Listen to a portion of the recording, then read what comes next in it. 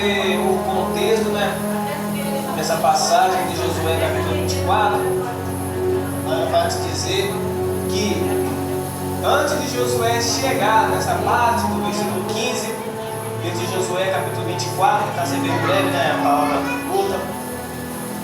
Antes dele chegar nesta parte C, nesta última parte, a dizer, porém eu e a minha casa serviremos ao Senhor, na última parte do versículo 15 de Josué 24, podemos analisar e perceber o contexto desde os primeiros versículos em que a qual veio a se dizer esta passagem, que num momento, numa cena, num episódio, Josué chama todo o povo de Israel, porque eles se encontravam novamente na rebeldia, como diversas vezes já se encontraram, que a qual ali, conforme sempre os detalhes que dizer, falando por alto, os irmãos conhecem as passagens, que a qual quantas vezes que o povo de Israel virou as costas para Deus, né? Quantas vezes que o povo de Israel ali traiu a santidade de Deus, e ali virava as costas para Deus para adorar a outro tipo de deuses, e Deus perdoava ao povo de Israel quando o povo de Israel se arrependia. O povo de Israel pecava contra Deus, e ali o Senhor novamente perdoava ao povo de Israel. O povo de Israel virava as costas para Deus, indo a adorar outro tipo de deuses, conforme quando Moisés, num certo período, subiu ao monte para orar, e ali eles falaram que Josué estava demorando lá em cima do monte, né, 40 dias, se não para a memória, e ali o povo vieram até Arão e falaram, Moisés está demorando a descer, nós adoramos a Deus através dele, temos contato com Deus através de Moisés, mas Moisés não está aqui, então vamos levantar alguma outra coisa para nós adorarmos no lugar de Deus. E ali eles deram a ideia de tirarem seus pendentes, que a qual são os brincos, de tirarem seus colares, de tirarem os seus ouros que eles tinham e jogar no fogo, o que saísse, viesse ser adorado no lugar de Deus. E ali o que saiu do fogo foi um bezerro de ouro.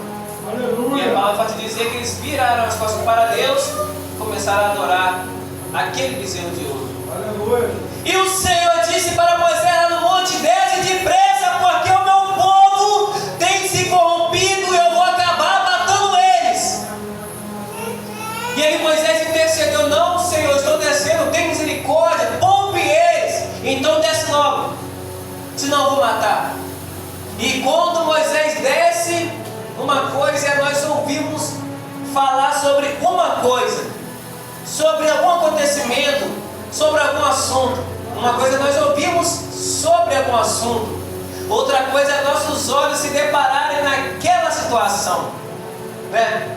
E Moisés, o mesmo que lá em cima, quando Deus disse que iria destruir o povo, iria consumir, foi o mesmo que quando desceu na terra, desceu do monte, quando ele viu a situação do povo, ele se enfureceu, e quando estava lá em cima, o Senhor escreveu a dedo as 10 tábuas, em duas, né, 5 em cada uma, e ele vendo a situação do povo, ele jogou com raiva os 10 mandamentos no chão.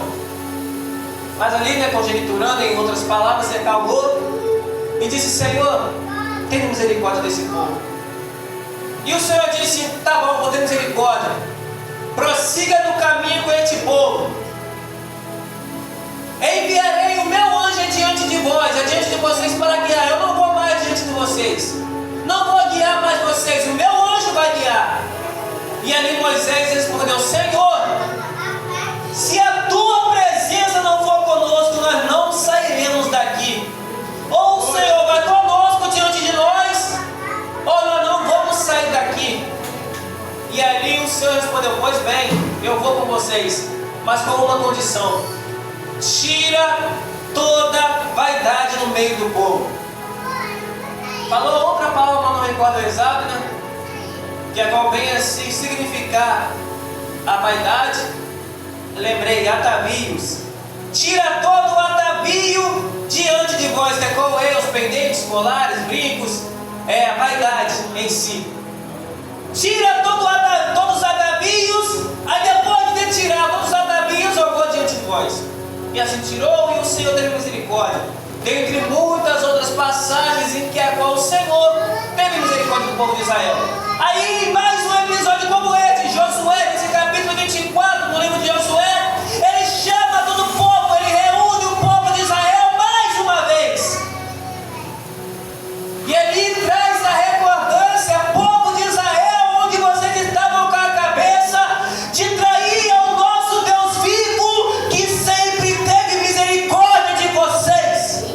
Aleluia, glória a Deus. E ele trouxe diversas recordações. Lembra, povo de Israel, quando o Senhor teve misericórdia de Abraão, que o mesmo Deus que prometeu a Abraão um filho, pois sua mulher estéril não podia ter filhos, o mesmo Deus que a qual deu um filho para Abraão, chamado Isaque, é o mesmo Deus que mandou Abraão matar o próprio Isaque, o filho da promessa, e o mesmo Deus que ordenou a Abraão matar o seu próprio filho Isaque, foi o mesmo Deus que quando Abraão iria matar Isaque, ele disse: não, agora eu sei que você temes a mim.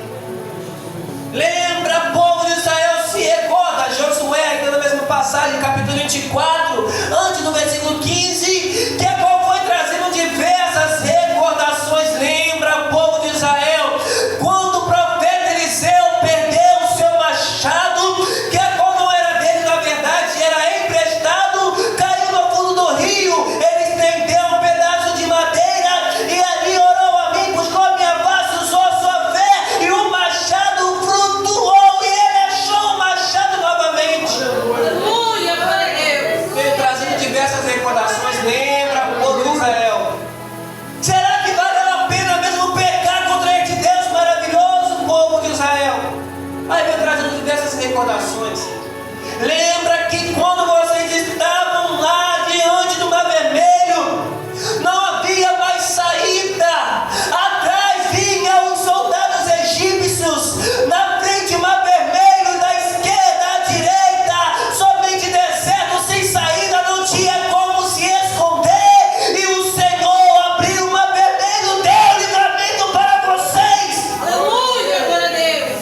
Lembra, povo de Israel, quando o Senhor perdoou a vocês, quando os profetas intercederam, quando os profetas buscaram, quando os sacerdotes e sumos sacerdotes apresentaram os animais do incenso, do holocausto, pelo perdão a vocês,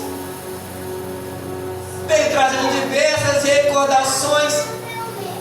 Lembra, povo de Israel, que antes de abrir o Mar Vermelho, um pouco antes, vocês estavam sofrendo lá no Egito. Ali o povo egípcio estava massacrando vocês, estavam chicoteando, e quando eles viram que quanto mais eles batiam, mais o povo de Israel crescia, então eles batiam mais ainda covardemente. Mas o Senhor, com mão forte, atentou para vossas aflições e concedeu tal livramento, com a mão forte tirou vocês do Egito. Lembra, povo de Israel? Será que valeu a pena pecar mesmo contra esse Deus maravilhoso que concedeu diversos livramentos? Aí ele veio no versículo 15. Antes desta parte C, porém eu e a minha casa serviremos ao Senhor. Que a qual ele disse um pouco anteriormente, mediante a essas recordações, mediante a essas lembranças, conforme relatou o Salmos de Davi, jovem segundo o coração do Senhor, em Salmos, capítulo 116, versículo 12, que darei eu uma pergunta. Salmo 116, versículo 12, que darei eu ao Senhor por todos os benefícios que me tem feito.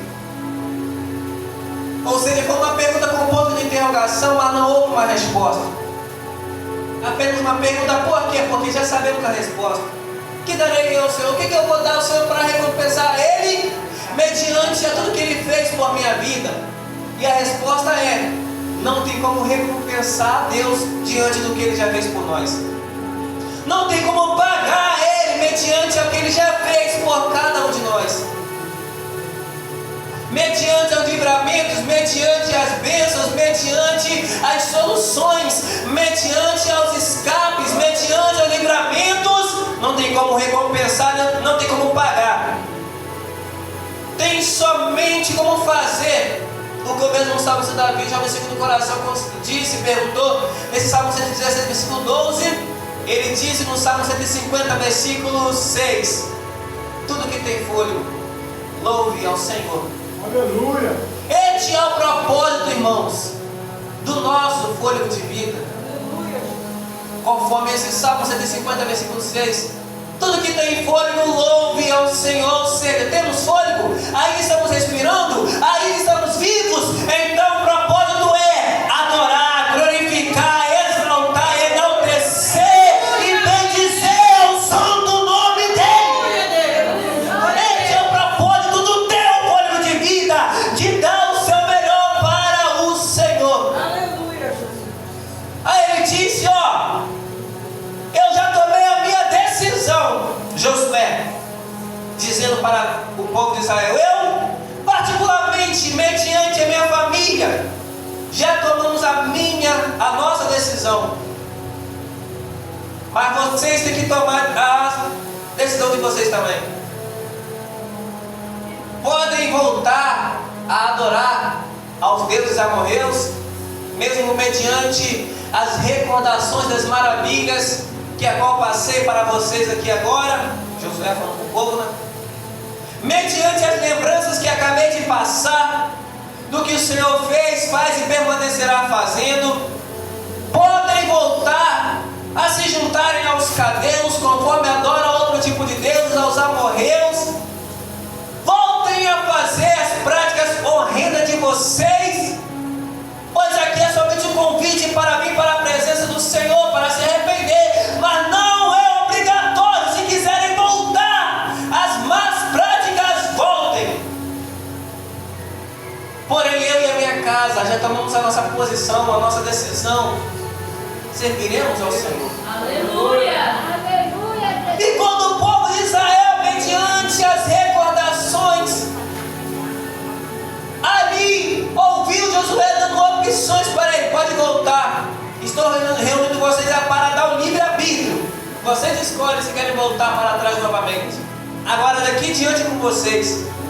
Aí eles tomam a decisão também, não Josué, nós não queremos voltar para as nossas más práticas, nós nos arrependemos.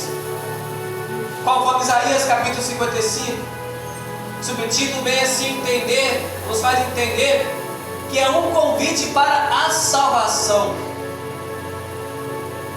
Buscai ao Senhor enquanto se pode achar. Isaías capítulo 55, versículo 6.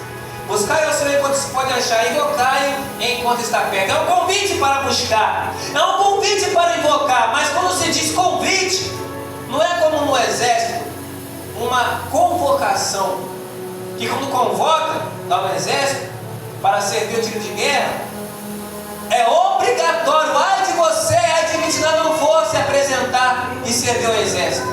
Lá é uma convocação, ou vai, duas opções, ou vai, mas aqui é um convite, ou vem ou fica, a escolha é tua, ou seja, fazemos a nossa parte, pregamos a palavra, Jesus está voltando, se arrepende enquanto há tempo, pregamos, fazemos a nossa parte, abrindo as visões da pessoa por intermédio da misericórdia do Espírito Santo do Senhor.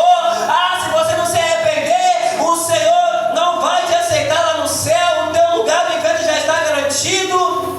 Fazemos a nossa parte, evangelizamos, pregamos, visitamos, mas como é um convite, não cabe somente a mim pregar, não cabe somente ao pastor pregar, ao irmão Vinícius pregar, visitar, evangelizar. Quem dera, né, irmãos? Se dependesse somente da nossa pregação para os afastados, e somente da pregação já fizesse que a pessoa se libertasse, somente de nós visitar a casa dele já fosse suficiente para ele vir para a presença. Quem dera se fosse assim, né? Se o Senhor te ama e quer que você de voltar, e a pessoa, amém, vou voltar. Quem dera se fosse assim? Quem dera se dependesse somente disto? Mas não depende somente da nossa pregação, não depende somente do nosso evangelho, não depende somente de Deus, não depende somente das nossas visitas, mas depende da própria pessoa também, porque a carta da revelação de Apocalipse, capítulo 3, versículo 20, ele pode dizer: eis que estou à porta e bato, se alguém ouvir a minha voz, abrir a sua porta, entrarei em sua casa, cearei com ele e ele será comigo. Aleluia, glória a Deus. Aleluia. Embora aqui venha ser citar de uma igreja, se formos olhar para o sentido original, nesse Apocalipse 3:20, que o Senhor está à porta, não é para o afastado, não, para o sentido original, amém? Não é para quem sabe, não, é para quem está dentro da igreja, porque aqui é para uma das 7 cartas, quando o apóstolo João estava na Ásia. Ali foi para uma igreja que estava batendo o coração, estamos pelo lado de fora, batendo o coração de quem já serve a Deus, ou acha que serve a Deus, mas não sendo herege, mas conjecturando, podemos, conforme muitos já usar também esse versículo de 3:20 de Apocalipse.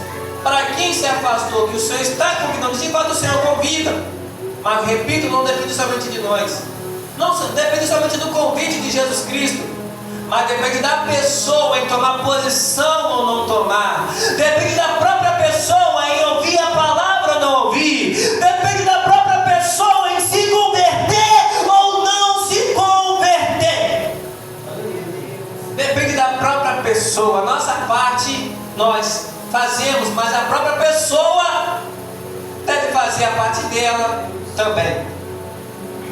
Conforme o profeta bem diz, nem por força e nem violência, mas por intermédio do Espírito Santo do Senhor. Aleluia. Fazemos a nossa parte, o Espírito Santo vai lá, toca no coração, mas não obriga a pessoa que tem que tomar o primeiro passo. Aí ele diz, agora é com vocês: porém eu e a minha casa serviremos ao Senhor. Podemos analisar e perceber nesse finalzinho desse versículo 15 de Josué 24. Josué não disse na sequência: porém a minha casa e eu serviremos ao Senhor. Foi assim, irmãos? Porém a minha casa, depois eu serviremos ao Senhor. Foi assim? Ele não disse, porém a minha casa, depois eu. Não, primeiramente ele disse, porém eu. Primeiro eu. Não primeiro a minha casa, mas primeiro eu. Aí seguidamente, e a minha casa serviremos ao Senhor. Aí vem o Atos, capítulo 16, versículo 31, 32, que a qual o apóstolo Paulo não diz: crê no Senhor Jesus Cristo, para aquele carcereiro, crê no Senhor Jesus Cristo e será salvo a tua casa, depois tu. Não, negativo. Crê no Senhor Jesus Cristo e será salvo primeiro tu, depois da tua casa. Sabe o que é isso, irmão? É nós nunca se esquecer de interceder por nós mesmos. Quanto tempo tem que você não ora por si mesmo? Quanto tempo tem que eu, Wesley, Hugo, Pablo primeiro corta aqui para depois aí. Quanto tempo tem que eu não oro para mim mesmo? Não é errado interceder pelo próximo. Temos que interceder pela nossa família, pela nossa casa, pelo nosso colégio, pelos hospitais, pelos presídios, mas nunca se esquecer de orar por nós mesmos. Senhor, visita minha família que está lá em casa, amém. Senhor, visita o meu colégio, meus colegas lá que saíram da tua presença, agora estão na rebeldia, não respeita o professor, não respeita pai nem mãe. Liberta eles, Senhor, amém. Interceda, amém, está certo. Senhor, visita os presidiários que estão presos, Senhor, liberta eles, que eles não venham sair lá de qualquer jeito, mas que eles venham sair no momento certo, libertos e transformados, amém. Senhor, aqueles que estão nos hospitais, cura eles, Senhor, repreende toda enfermidade, toda doença, toda dor, cura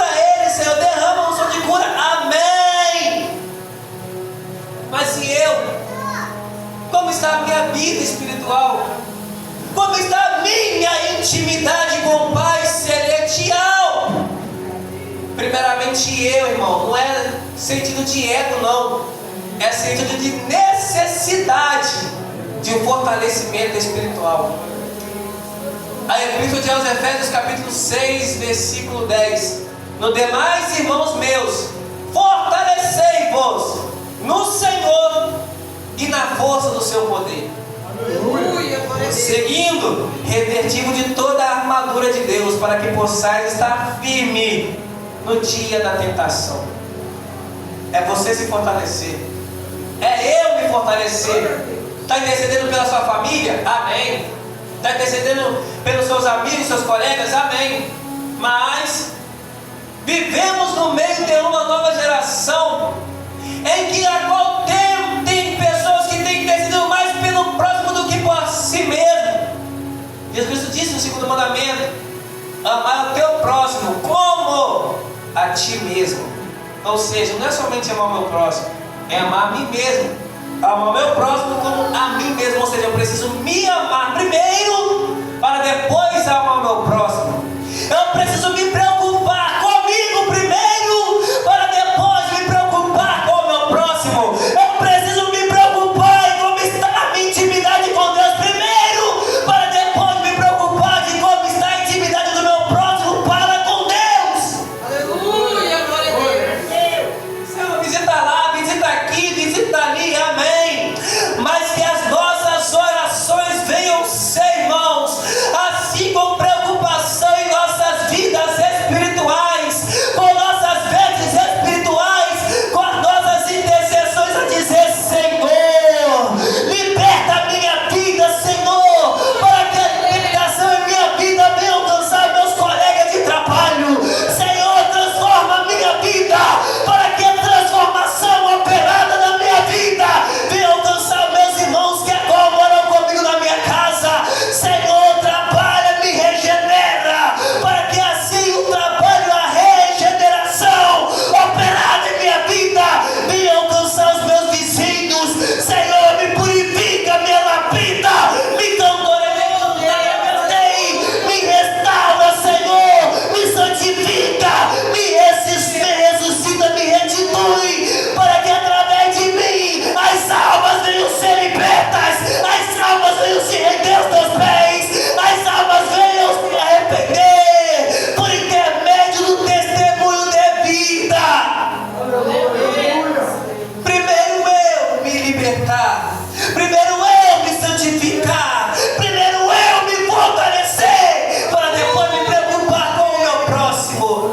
Aleluia, Jesus, glória a Deus. Como já diz o ditado, como que eu vou ter um guarda-chuva e emprestar ao meu irmão? Não que seja errado, né, irmão? Só uma conjecturação. Aí eu vou estar na chuva, com guarda-chuva, ao meu irmão está sem sombrinha, sem guarda-chuva. Posso também, né, para não pegar resfriado, gripe, né, um exemplo, ir lá e acompanhar o meu irmão, dependendo do tamanho do guarda-chuva. Temos que só cá tem uma pessoa também. Ir lá e nós dois, eu e meu irmão, a irmã, que estiver na chuva, vamos na sombrinha, irmão, vamos pegar resfriado, a chuva está muito forte. Aí imagina, eu ajudando meu irmão, minha irmã não pegar resfriado com guarda-chuva. Ah, não, toma aqui, eu vou na chuva mesmo. Aí quem vai passar mal sou eu. Claro, temos murmurações e nos sacrificamos por isso. Às vezes nos preocupamos mais, né, com o bem-estar do nosso próximo do que conosco mesmo. Não, nesse sentido não está errado. Mas a questão é na área espiritual. Não tem aquelas pessoas que quer cobrar a pessoa aquilo que ele não está fazendo. Quer pregar a palavra de Deus, mas não vive a palavra de Deus. Não é heresia, não, irmãos. Muitos focam, até eu focava também mais, né? Como era mais citado, na passagem de Tomé, após Jesus Cristo ter ressuscitado, né? E ali vieram Maria, outras Marias também, Maria Madalena, outras Marias, se encontraram com Jesus, eles viram ele: ó, manda o meu discípulo ir até Galiléia, que lá eu encontrarei, porque vocês não conhecem a passagem, e lá encontrarei com o meu discípulo em Galiléia. Manda ele encontrar comigo lá. Aí os discípulos vêm, e recebem as palavras das Marias, o recado, a ordem, para ir se encontrar com Jesus Cristo, que acabou de ressuscitar em Galileia. E ali fixamos, focamos em Tomé, quando ele diz: oi, quer? Jesus ressuscitou, só acredito vendo. Outro diz assim: não, eu sou igual Tomé, só acredito vendo. Outro diz hoje virou até um ditado praticamente. Aí fixamos. Tomé disse que só acreditava na ressurreição de Jesus Cristo só se ele visse. Ele já viu Jesus Cristo curando cegos, fazendo o cego voltar a enxergar. Tomé acompanhou Jesus Cristo, o ministério de Jesus Cristo, operando, fazendo o impossível. Mas você sabia que não foi somente Tomé que duvidou da ressurreição de Jesus? Não é mais o heresia e teologia e outros estudos, não é Bíblia. Não para a minha exaltação, para a exaltação de Deus, é claro. Mas é bíblico, irmãos. Eu fui saber bem depois também, quando estava meditando nas Sagradas Escrituras, que a gente fala desse mesmo. Tem alguns versículos do Evangelho de Mateus e Marcos que citam: e nenhum dos discípulos, dos 11, creram na ressurreição de Jesus. Os 11, mas não eram 12, sim. Mas até então ficou 11, porque até então, anteriormente, Judas Iscariote tinha já se suicidado. Aí era 12 com Judas, se suicidou, ficou 11. Aí tem versículos que falam nos evangelhos: e nenhum dos 11 creram que Jesus Cristo ressuscitou. Não foi somente Tomé. Dizendo isso com convicção, biblicamente dizendo, para a glória de Deus, é claro. Todos os 11 discípulos, exceto Judas, que já tinha se suicidado, todos os 11 duvidaram da ressurreição de Jesus. Não foi somente Tomé. Como se os 11 estivessem dizendo juntamente com Tomé, perdão. Como se os 11 estivessem dizendo em uma só voz: Jesus ressuscitou, só acredito vendo. Não foi somente Tomé que duvidou. Foi todos os 11 discípulos. Isso é bíblico. Podem precisar depois estudar e desfolhar, que creio que os irmãos vão encontrar depois, que cita os 11 que duvidaram da ressurreição de Jesus. Aí vamos lá. Os 11 acompanharam o ministério de Jesus Cristo. Anteriormente, em outrora, quando Jesus Cristo fez o cego voltar a enxergar, os 11 estavam ali, os 12 estavam ali. Quando Jesus Cristo fez o surdo ouvir, os 12 estavam ali. Quando Jesus Cristo ressuscitou os mortos, os 12 discípulos estavam ali. Aí quando o próprio Jesus Cristo ressuscita, os 11 discípulos duvidam do poder da ressurreição de Jesus Cristo. Mesmo que acompanharam o ministério de aí, não tinha motivo não para duvidar não, porque eles acompanharam o ministério de Jesus Cristo e viram tudo que Jesus Cristo havia operado. Aí os 11 discípulos que acompanharam Jesus, que andaram com Jesus, que caminharam com Jesus, que teve a maior parte da trajetória com Jesus em seus ministérios, duvidaram que Jesus Cristo ressuscitou. Ali é fácil o discípulo chegar como o discípulo Pedro, em Atos capítulo 3, que é quando 2 ouvem o reboliço, estavam sentados, veio o vento veemente, impetuoso, e invadiu ali o ambiente, invadiu a casa, que é qual veio a descida do Espírito Santo no dia de Pentecostes. Aí no capítulo 3, a Bíblia vai dizer que no discurso, não foi pregação, foi no discurso, o discípulo Pedro ganhou quase 3.000 almas. Quase 3.000 almas se libertando através do discurso de discípulo Pedro. Aí é fácil, discípulo Pedro, discípulo Mateus, discípulo João, chegar e dar um discurso, uma pregação. Tenha fé, irmão, que Deus vai dar vitória. Jesus Cristo ressuscitou, tenha fé que Ele ressuscitou, mas eles mesmos não creram que Jesus Cristo ressuscitou. Vivemos no meio de uma nova geração, em que quando são assim, chega no púlpito, chega no altar, prega bonito, prega sobre fé. Irmão, vamos ter fé. Tenha fé que Deus vai fazer o impossível, mas a mesma pessoa que está pregando sobre fé, ela não tem fé, ele não tem fé.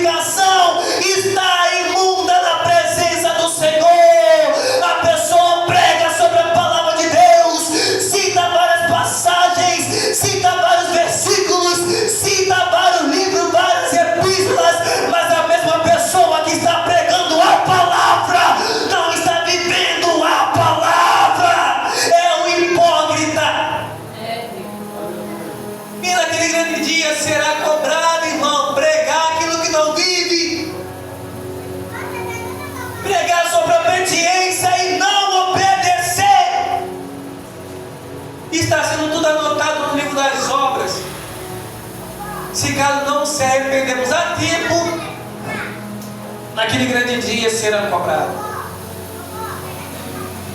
Mas fala, não, Josué. Josué 24, 15 em diante, porém eu e minha casa serviremos ao Senhor. Aí veio o povo de Israel.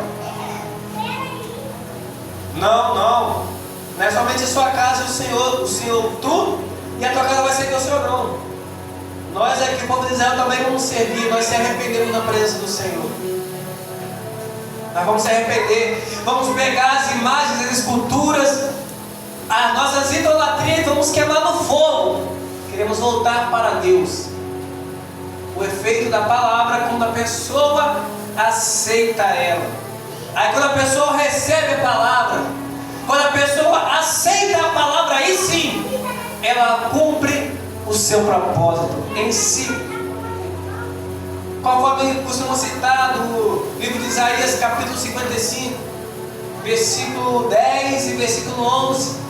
Assim como a nuvem, como a neve, assim como a neve e a chuva descem dos céus, e ali lhe faz o que apraz, cumpre o seu propósito de fazer, seja bem para o bom, seja para mal. Que a chuva desce dos céus, para algumas plantações, ali frutifica, é bênção, mas para outros lugares, dependendo da chuva, juntamente com a ventania, pode causar acidente, até mesmo morte. Aquela chuva forte com aquele vento pode arrancar, como já aconteceu várias vezes, arrancar telhas e fazer aquela destruição. Mas de uma forma ou de outra, ela está fazendo um bom efeito. Ela está fazendo alguma coisa. Embora Deus sabe de todas as coisas. Ah, Senhor, mas com minha teia, Senhor, essa chuva, essa tempestade, esse vento. Deus sabe de todas as coisas. Ele é um Deus onisciente, sabe de todas as coisas. É um Deus onipotente, é um Deus todo-poderoso. E é um Deus onipresente, ou seja, está em todo lugar ao mesmo tempo. Assim, cumpre-se o propósito da comparação de Isaías 55, 10 e 11. Versículo 10 e versículo 11. Da neve e da chuva. Traz bênção para as plantações, ou arranca telha, faz outras coisas, mas está surgindo efeito. Aí ele traz a comparação disto com a palavra de Deus. Assim é a palavra de Deus, versículo 11 de Isaías 55. Ela é evangelizada, força de expressão, no caso é usada para evangelizar. Ela é entregada, ela é saudada na saudação, ela é citada no evangelismo, ela é pregada, e assim ela não voltará vazia, mas antes fará o que lhe apraz, ou seja, ela é pregada e lhe apraz o que apraz o seu propósito, ou seja, a palavra de Deus faz, cumpre o teu propósito. E qual é o propósito da palavra de Deus? É o que relatou no Evangelho de Jesus Cristo, no Evangelho de João, no capítulo 8, versículo 32, e conhecereis a verdade, e a verdade vos libertará. Ou seja, isso que a palavra lhe apraz, ela opera, ela age, ela faz o rebuliço, ela faz o impossível, ela faz o sobrenatural, ela transforma, ela liberta. Ela não voltará vazia, mas antes fará o que lhe apraz. Que venhamos se preocupar conosco mesmo, e dando prioridade à preocupação à nossa família, e assim seguidamente com a obra de Deus, finalizando, se preocupar primeiramente com o nosso bem-estar espiritual, depois de se preocupar conosco mesmo. Um dos apóstolos bem disse: a salvação individual. Aí depois de nos preocupar com o nosso individual, com o nosso fortalecimento espiritual, aí sim vamos dar prioridade à nossa família. Conforme disse o apóstolo Paulo na epístola de 1 Timóteo, capítulo 5, versículo 8. Aquele que não cuida dos seus, principalmente da sua família, é pior do que o infiel. Olha só, irmão, a palavra está dizendo: é pior do que o infiel e negou a sua fé. O irmão não tem compromisso com a casa de Deus. O irmão está com o pé no mundo, um pé da igreja e um pé no mundo. O irmão não tem compromisso com a palavra. Mas eu, que não tenho compromisso com a minha família, sou pior do que ele. A Bíblia está falando, irmãos. 1 Timóteo, capítulo 5, versículo 8. Aquele que não cuida dos seus, principalmente da sua casa, da sua família, é pior do que o infiel e negou a sua fé. Vivemos no meio de uma nova geração em que a qual quanto se preocupa com as crianças lá da rua. Oh, que gracinha, que menino bonito, que princesa linda. O seu filho é muito bonito, Deus abençoe com muita saúde. Mas quando vê para o teu próprio filho na sua casa, qualquer coisinha já está amaldiçoando o próprio filho. Você é uma praga, você não vale nada, você não vai ser ninguém na vida. Nossa, que varão bonito. Já uma irmã casada, tá, irmãos? Olha que varão bonito. Nossa, perdi o ar quando ele passou. Olha que braço, ai. Quando chega em casa, maltrata o próprio esposo, não faz seus deveres de casa, não cumpre com seus compromissos como mulher de Deus, como mulher do seu marido, como uma dona de casa. A sua casa deixa de qualquer maneira, não prepara o almoço para o marido, não faz aquele café, não cuida do seu próprio marido. De igual forma, os irmãos, que varão bonita, que vestido lindo, não é corpinho de violão, mas chega em casa já faz ignorância com a própria esposa, cuida bem das mulheres da rua, dos filhos da rua, mas quando chega em casa maltrata a própria família. E este é pior do que o infiel e negou a sua fé. Primeiramente, cuide da sua casa, da sua família, para depois querer cuidar do de fora. Primeiro em casa, depois lá fora. E assim mesmo se preocupar com a casa de Deus, se preocupar com as almas. Primeiramente nós, nossa família, e seguidamente as almas que agora estão perdidas por aí afora, cumprindo-se o ide do Senhor de Evangelho de Marcos, capítulo 16, versículo 15. Ide por todo mundo, pregar o Evangelho a toda criatura. Devemos cumprir o ide do Senhor, irmos em busca das almas perdidas. Assim agradecer a oportunidade, em nome de Jesus.